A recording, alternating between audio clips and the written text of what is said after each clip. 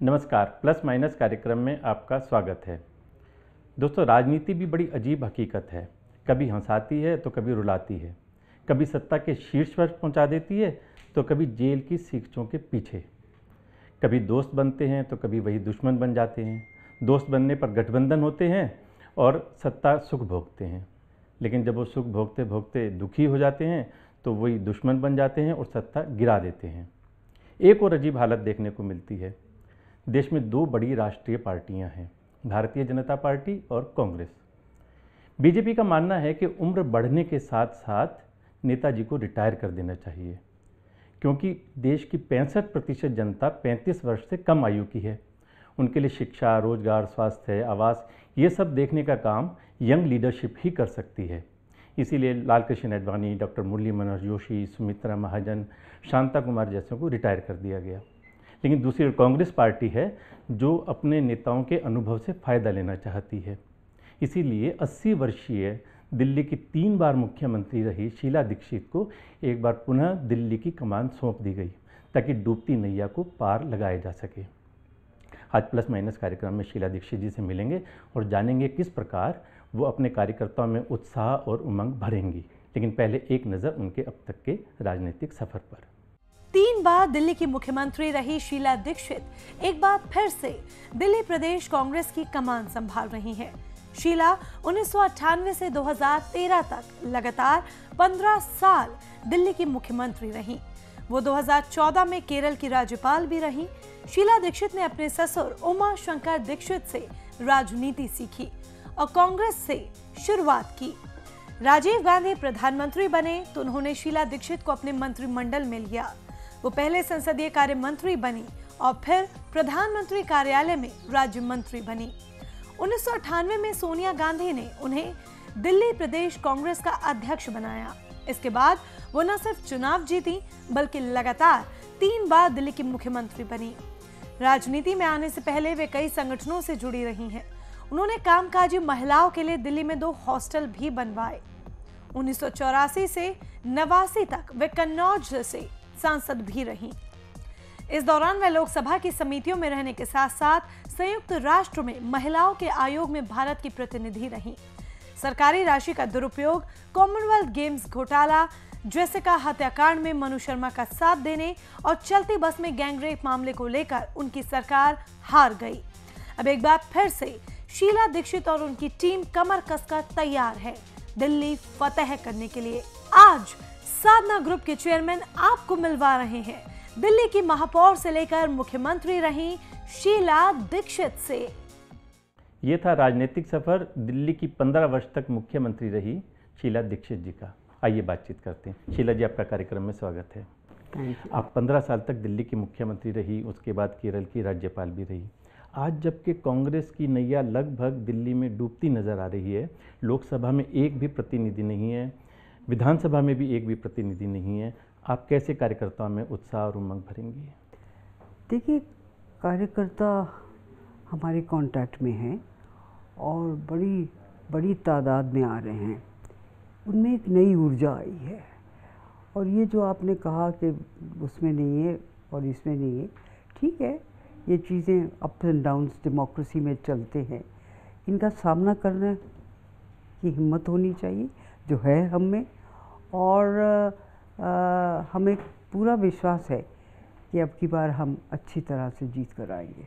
पिछले चुनाव में जो आम आदमी पार्टी को रिस्पांस मिला था, ऐसा लगता है कि कांग्रेस का वोट बैंक, कांग्रेस के कार्यकर्ता उधर शिफ्ट हो गए थे, क्योंकि बीजेपी के जो डेडिकेटेड थे वो तो वहीं रह गए और कांग्रेस का वोट बैंक शिफ्ट हो गया। ऐसा ये अंदाज़ा है लोगों का, लेकिन एक बात मैं आपको बताऊं कि इतिहास एक जैसा ही नहीं चलता हर वक्त। हुआ, आम आदमी पार्टी आई जो हमें उम्मीद कम थी, लेकिन आ गई।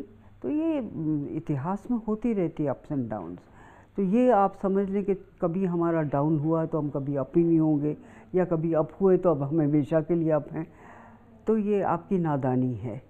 तो ये चीज़ें चलती रहती है, because in a democratic system, democracy में challenges are there all the time.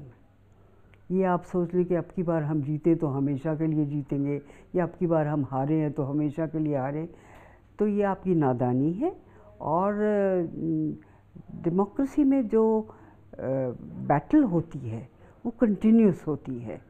और हम लोगों को, कांग्रेस जनों को इतने बरस हो गए हैं, सैकड़ों बरस हो गए हैं, तो हमको इस बात की आदत है।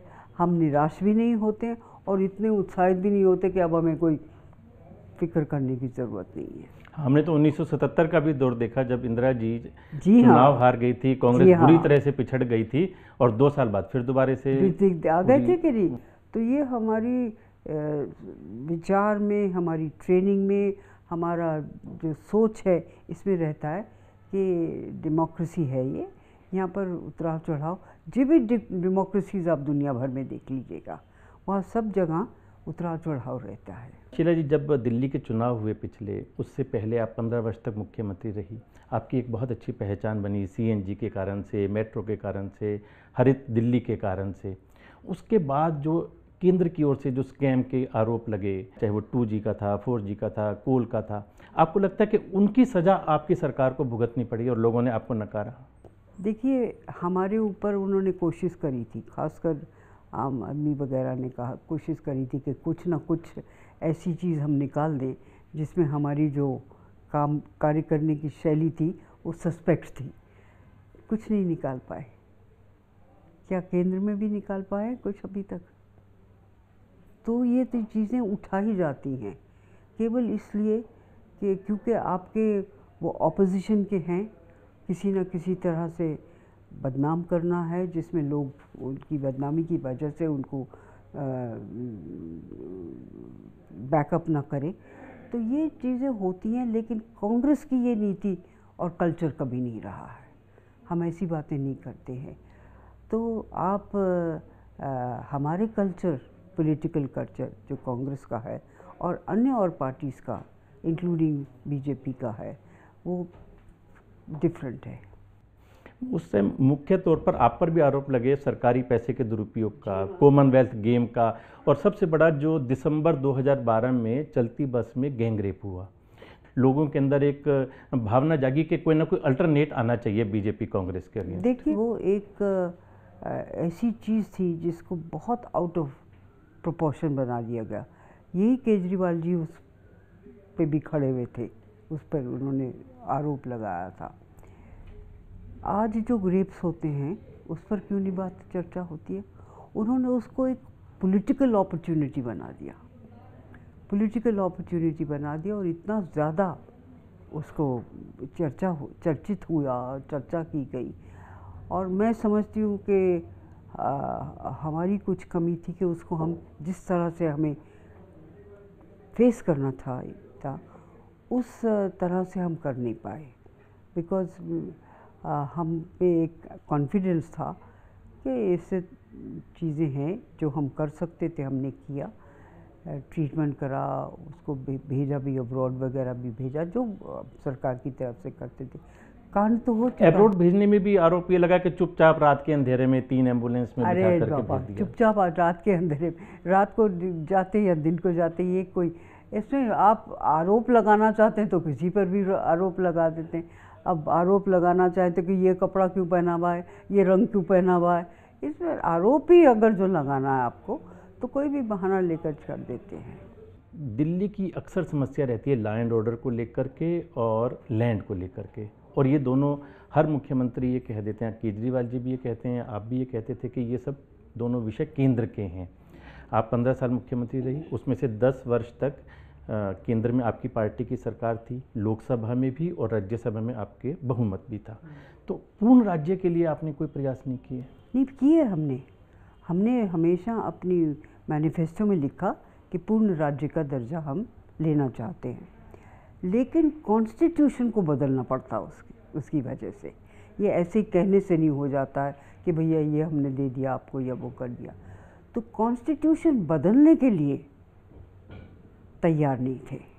जो दिल्ली का कॉन्स्टिट्यूशन है, जिसमें लॉ एंड ऑर्डर और ये हमारे अंदर नहीं आती है, हमारे अधीन नहीं आती है, तो हम लोगों ने फिर एक सिस्टम ऐसा बनाया कि है हमारे पास नहीं है, लेकिन काम तो हमें करना है और कोऑपरेट करके हम करते थे केंद्र की सरकार के साथ, चाहे वो अटल बिहारी वाजपेयी जी की थी या हमारी अपनी थी, इसमें हम कोऑपरेट करके वो हमने एक सिस्टम निकाला।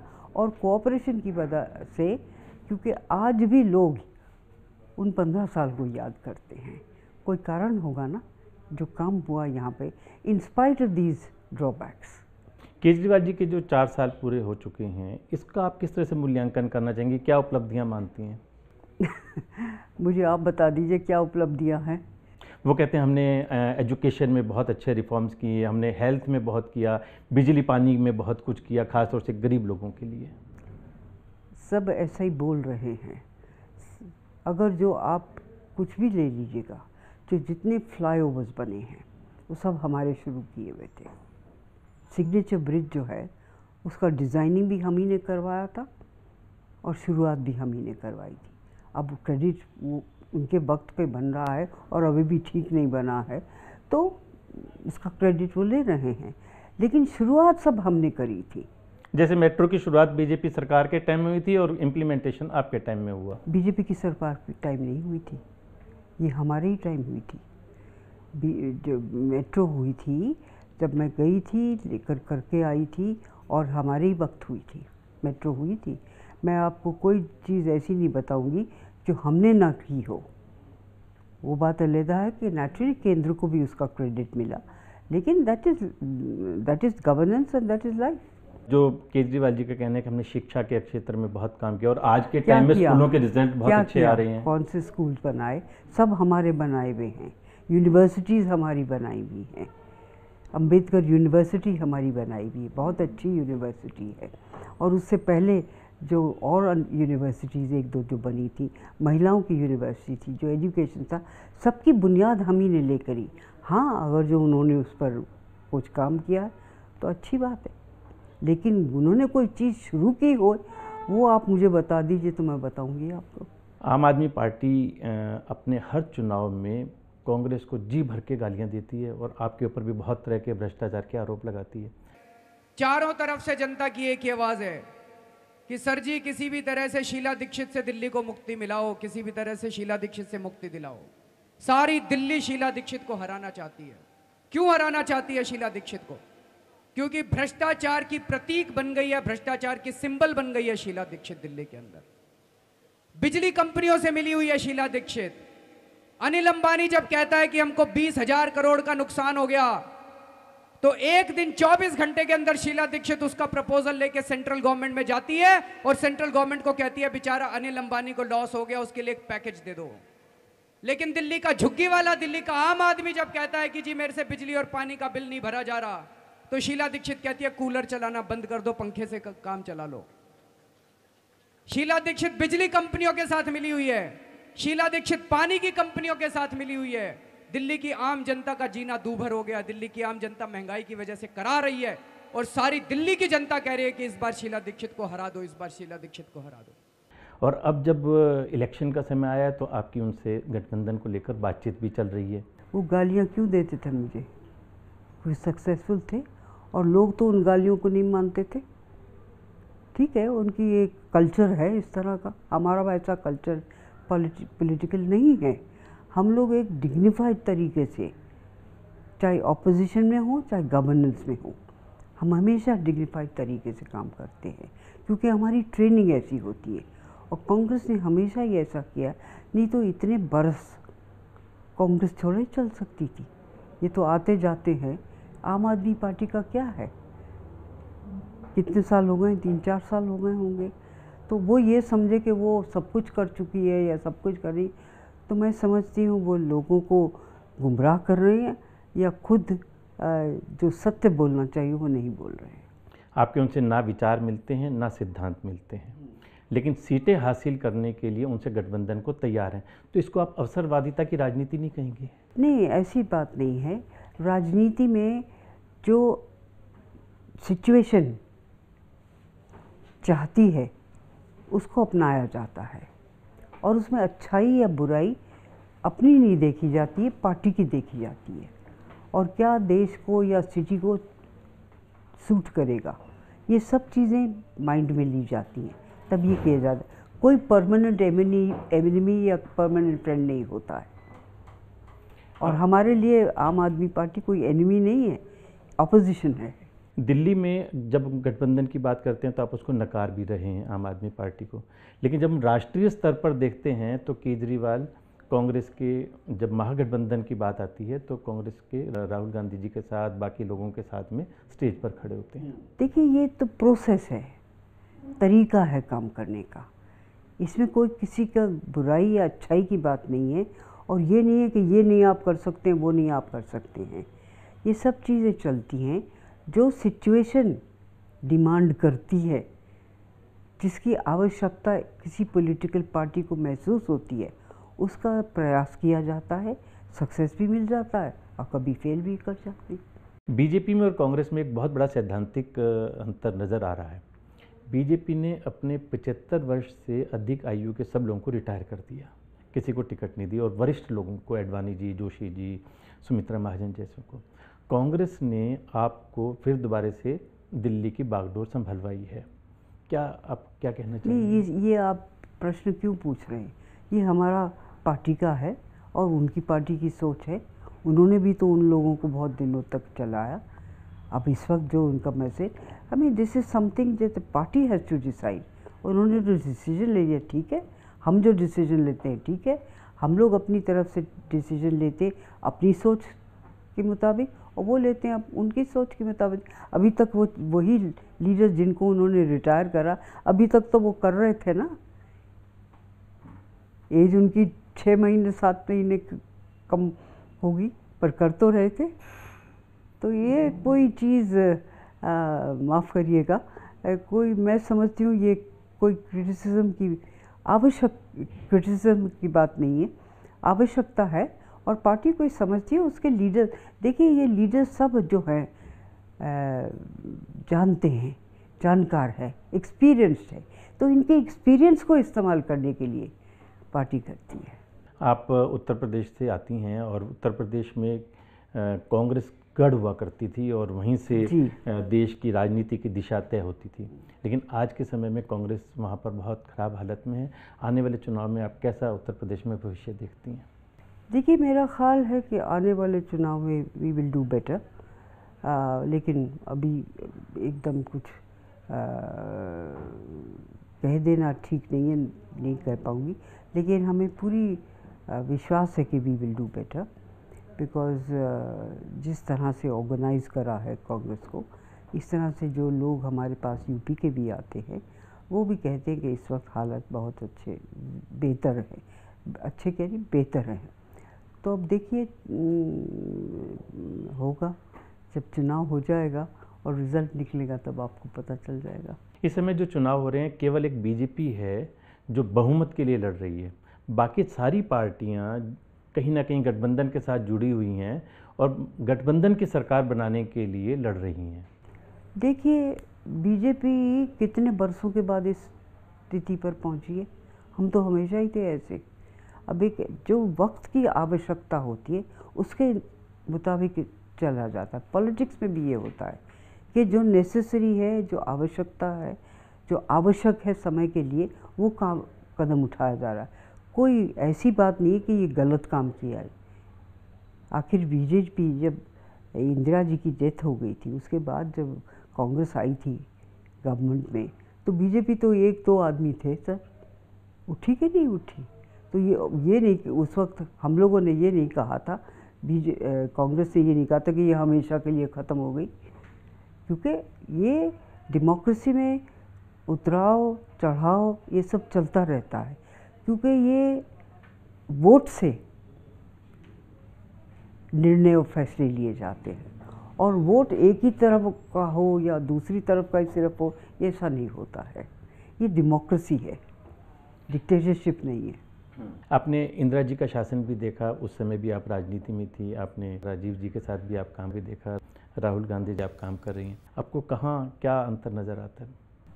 देखिए, इंदिरा जी के साथ मैंने खुद नहीं किया था, मेरे फादर इन लॉ थे वहाँ पर, लेकिन इंदिरा जी एक आउटस्टैंडिंग लीडर थी, इसमें कोई दो राय नहीं है। और मेरे ख्याल में ये हिस्ट्री भी प्रूव करती जा रही है और लोग भी इसको पहचानते हैं। राजीव जी के साथ मैंने ज़रूर बहुत काम किया। मैंने पहला अपना चुनाव भी उन्हीं की वजह से लड़ा। तो एक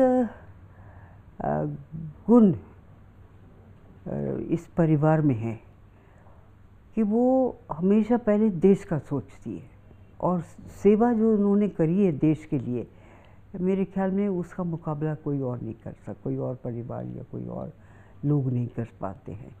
इसलिए बार बार उनको कहा जाता है और उन पर रिलाई किया जाता है, क्योंकि वो हमारी प्राइड है। कांग्रेस के लिए एक वो ऐसी परिवार है जो full of pride for us है, और साबित भी हुआ है कि इतने वर्षों से कांग्रेस ही तो रूल कर रही है। बीजेपी तो अब आई है, और थोड़ा बहुत पहले थी अटल बिहारी जी के वक्त पे, उसके बाद तो नहीं आई। अब देखते हैं क्या होता है। आपने नरेंद्र मोदी जी का 5 साल का वर्ष का ये पूरा शासन भी देखा है, आप उनको कितने मार्क्स देना चाहेंगी? क्या उनके लिए मूल्यांकन मैं करना उनको चाहेंगी? मार्क्स नहीं दे सकती हूँ, क्योंकि बहुत सारी चीज़ों जो कही हैं वो पूरी नहीं हुई हैं, और उनका जो काम करने का तरीका है, तौर है, उससे कांग्रेस की विचारधारा जो है वो उससे डिफरेंट है। पर ठीक है, तो उनका अपना स्टाइल है, हमारा अपना स्टाइल है, और वो इलेक्ट होकर आए हैं तो ठीक है। ये तो इलेक्शन की वजह से, यानी जनता जो चाहती है वही होता है ना, कोई बिना इलेक्शन के तो आता नहीं है। आज जिस तरह की राजनीति हो गई है, वोटर पार्टी की बजाय व्यक्ति को वोट दे रहा है। वो प्रधानमंत्री किसे उसने चुनना है इसके लिए वोट देगा। तो ऐसे में एक और नरेंद्र मोदी होंगे, दूसरी तरफ पूरी नेताओं की पूरी लिस्ट है। आपको क्या लगता है कि लोगों के लिए कितना आसान होगा चुनना? देखिए, अभी कहना तो बड़ा मुश्किल है, क्योंकि अभी तो लोग देख ही रहे हैं और समझने की कोशिश करें। जो वोटर होता है, आप भी वोटर हैं, मैं भी वोटर हूँ, हम फैसला तभी करते हैं जिस दिन हम अनलेस कमिटेड हैं किसी चीज़ को, जिस दिन हम जाते हैं वोट देने, उस दिन हम डाल देते हैं जिसको हम पसंद करते हैं और जो हम समझते हैं कि देश के लिए अच्छा होगा। कई जगह ये भी नहीं होता है। तो दिल्ली हिंदुस्तान का जो वोटिंग सिस्टम है वो बड़ा ओपन भी है, और एक तरह से जो इंसान चाहता है वही करता है। और कहीं कहीं ऐसा भी होता है कि भी गाइड किया गया है, कुछ लोगों ने उनको गाइड किया है, कास्ट पे भी हो जाता है, क्या भाषा बोल रहे हैं उस पर भी हो जाता है। तो बहुत सारी चीज़ें हैं, लेकिन हिंदुस्तान की डेमोक्रेसी जो है वो एक बड़ी स्ट्रॉन्ग डेमोक्रेसी है और सुलझी भी है। हम दिल्ली पर दोबारा अगर आएँ और दिल्ली के आने वाले इलेक्शन की बात करें, तो किन खास मुद्दों को लेकर के आप दिल्ली की जनता के पास जाएंगी? देखिए, जो डेवलपमेंट कांग्रेस के ज़माने में हुआ वो तो अब नहीं हो रहा है। जिस चीज़ों को थोड़ा बहुत कंप्लीट कर रहे हैं वो है थोड़ा बहुत, लेकिन हमें कोई ऐसी चीज़ जो आवाम को है वो नहीं दिखाई देती है कि भाई हाँ ये इन्होंने नया चीज़ कर दी है, ये बहुत अच्छा करा है। अगर जो आप बीजेपी और दोनों को की तुलना करें तो दिल्ली इतनी गंदी शायद कभी नहीं दिखाई दी जितनी आज दिखाई दे रही है, और सारी जो एमसीडीज़ है वो तो सब बीजेपी की है, तो क्यों इतनी गंदी दिखाई दे रही है दिल्ली। और जो उनकी जिम्मेदारी है वो पूरी नहीं की जा रही है, और ये एक एहसास ऐसा है कि है ठीक है, लेकिन कोई ऐसी विजिबिलिटी कोई चीज़ नहीं है कि आम आदमी ने ये कर दिया है। जो है वो पुराना ही था, लोग देख रहे हैं। कोई भी चीज़ देख लीजिए, ब्रिजेस देख लीजिए, कोई भी देख लीजिए, हाईवेज देख लीजिए, सड़कें देख लीजिए। अब आप देख लीजिए ज़रा सड़कों की हाल क्या हो रहा है इस वक्त। ज़्यादातर सड़कों का हाल बहुत बुरा है, गड्ढे पड़े हुए हैं, कोई परवाह नहीं करता है। वो हम कांग्रेस के ज़माने में नहीं दिखाई दे रहा आपको। तो ये चीज़ें तो लोग अपने आप ही देख रहे हैं और फैसला भी अपने जो ठीक समझेंगे करेंगे। अभी पिछले जो विधानसभा चुनाव हुए थे उसमें एक बड़ी अजीब चीज़ देखने को मिली थी। कई जगह पर जो नोटा का इस्तेमाल किया गया, NOTA none of the above, कि मेरे को इनमें से कोई भी कैंडिडेट पसंद नहीं है, तो लोगों ने नोटा पर बटन दबाया और कई स्थानों पर जो जीतने वाले कैंडिडेट थे उनका मार्जिन कम था और नोटा के वोट ज़्यादा थे। आपको नहीं लगता कि इलेक्शन कमीशन को इस बारे में कुछ सोचना चाहिए? No, why? This is the right of the individual. Every Indian has the right. मैं वोट X के लिए करना चाहती हूँ, P के लिए नहीं करना चाहती हूँ, तो ये मेरा अधिकार है, राइट है मेरा। तो क्यों इलेक्शन कमीशन क्यों गाइड करेगा मुझे? वो तो कैंडिडेट जो है वो कितना अपने आप को आकर्षित बनाता है, क्या वो बातें कहता है, क्या उसका बैकग्राउंड है, क्या लगता है कि उसकी फ्यूचर में ये दिखाई देगा। इस चीज़ों पर हम लोग इस पर आधारित, आप भी ऐसे ही वोट करते होंगे, मैं भी ऐसे ही वोट करती हूँ। नहीं, ये बिल्कुल ठीक है, लेकिन जब हम कहते हैं कि नन ऑफ द अबव, मेरे को इनमें से कोई भी कैंडिडेट पसंद नहीं है, तो ठीक है, नहीं पसंद है, वो भी आपका अधिकार है। भाई हमें कोई नहीं कैंडिडेट लगा, भले ही MA हो, BA हो, कोई डॉक्टर हो, कोई नहीं हो, कोई कैसे भी हो, नहीं कैंडिडेट पसंद करा तो ये भी हमारा अधिकार है कि भाई हमें नहीं कोई कैंडिडेट पसंद आया तो हम वोट ही नहीं, अपना वोट किसी को डालेंगे नहीं। इस बार के चुनाव में एक और बड़ी निम्न स्तर पर हम पहुंच गए हैं, हमारे नेता किसी के लिए कुछ भी बोल रहे हैं, बदजुबानी की इस हालत पर पहुंच गए हैं कि इलेक्शन कमीशन को 72 घंटे 48 घंटे का बैन लगाना पड़ा है कितने सारे नेताओं पर। देखिए ये तो गलत काम है, और ख़ासतौर से महिलाओं के लिए। हाँ, ये तो गलत काम है और मैं समझती हूँ ऐसा नहीं होना चाहिए और इसको एकदम स्टॉप करना चाहिए इलेक्शन कमीशन को। और हमारे क्योंकि जो डेमोक्रेसी है हिंदुस्तान की, वो इतने बरसों से बड़ी स्मूथली चल रही थी, बदलाव भी हुए नहीं भी हुए, लेकिन गवर्नमेंट नॉर्मली जिसने कुछ ना कुछ इस देश को दिया, कहाँ तो इस देश में जैसे हम लोग सुनते थे बचपन में कि सुई तक नहीं बनती थी, आज सब कुछ है यहाँ पर। ये किसकी देन है? उसकी देन है जिसको लोगों ने चुना, और वो ज़्यादातर कांग्रेस को चुना है। ये तो नहीं डिनाई, ये तो हिस्ट्री है, ये तो आप और मैं डिनाई नहीं कर सकते। तो ये डेवलपमेंट लोगों को एहसास हो रहा है, होता है कभी कभी बहुत जगह पे ऐसा होता है कि मेरी कास्ट है इसलिए मैं इसको वोट दूंगा, या मेरी भाषा बोलता है, या मेरी तरह का है, वो एक कारण बन जाता है वोट देने का। लेकिन अधिकांश अब ये रह गया कि सरकार हमारी अच्छी होनी चाहिए, सरकार हमारी काम करने वाली होनी चाहिए, और सरकार जो देश को फॉरवर्ड ले जाए। नौकरियां, अब आजकल नौकरियों का कितना परेशानी है, कितने लोग तक त्रस्त है कि नौकरियां ही नहीं मिल रही हमें, तो वो क्या करेंगे ऐसी सरकार का जब उनको नौकरी तक नहीं मिल रही है? तो सोचेंगे ना कि क्या ये सरकार हमें चाहिए फिर से या नहीं चाहिए। बहुत सारी ऐसी चीज़ें हैं जो स्वाभाविक है और बहुत सारी ऐसी है जो नहीं होनी चाहिए। इस बार के चुनाव में ब्लैक मनी का भी बहुत इस्तेमाल हो रहा है और हर रोज़ समाचार आ रहे हैं कि वहाँ से इतने करोड़ मिले, वहाँ से इतने करोड़ मिले, और इस हद तक पहुँच गया कि तमिलनाडु के वेल्लूर में तो इलेक्शन कमीशन ने एक बड़ी मात्रा में राशि मिलने के कारण से वहाँ के इलेक्शन ही कैंसिल कर दिया। आपको नहीं लगता कि ये ब्लैक मनी का इस्तेमाल कहीं ना कहीं लोकतंत्र को? नहीं, ये तो गलत है और बहुत अच्छा है कि ये पकड़ा जा रहा है। और ब्लैक मनी क्यों हो रहा है तो कोई ऑल्टरनेटिव सोचना पड़ेगा ना, क्योंकि जो भी चुनाव लड़ता है या लड़ती है उसको पैसा तो खर्च करना पड़ता है, पर उसका पैसे का मीन्स जो हो वो अच्छा हो, ओपन हो। आप भी जानते हैं, मैं भी जानती हूँ कि जो इलेक्शन लड़ रहा है उसको पैसा खर्चना पड़ रहा है, लेकिन अगर जो हम उसके लिए कोई तरीका नहीं निकालते हैं कि वाइट मनी लेकर आए जहाँ तक हो सके, और ब्लैक मनी तो वो ब्लैक मनी में चाहता है और ब्लैक मनी का क्रिएशन होता है। तो कुछ सिस्टम्स हमारे हैं जो अटेंशन चाहते हैं और मेरा ख्याल है अटेंशन देना चाहिए उन्हें। बहुत बहुत धन्यवाद शीला जी, आपने समय निकाला। चलते चलते आखिर में आपसे पूछना चाहेंगे, आप फिल्मों की बड़ी शौकीन हैं और शाहरुख खान आपका पसंदीदा कलाकार है। कौन सी फिल्म आपने लास्ट में देखी? अभी तो मैंने बहुत दिन हो गए कोई फिल्म नहीं देखी, क्योंकि टेलीविज़न में ही कुछ टाइम निकल जाता और वैसे भी मेरे अपने जीवन की फिल्म चलती रहती है, तो मैंने देखी नहीं है, सच बताऊँ आपको, मुझे याद भी नहीं कि कौन सी मैंने लास्ट फिल्म देखी थी। तो ये मेरे में एक कमी आ गई है।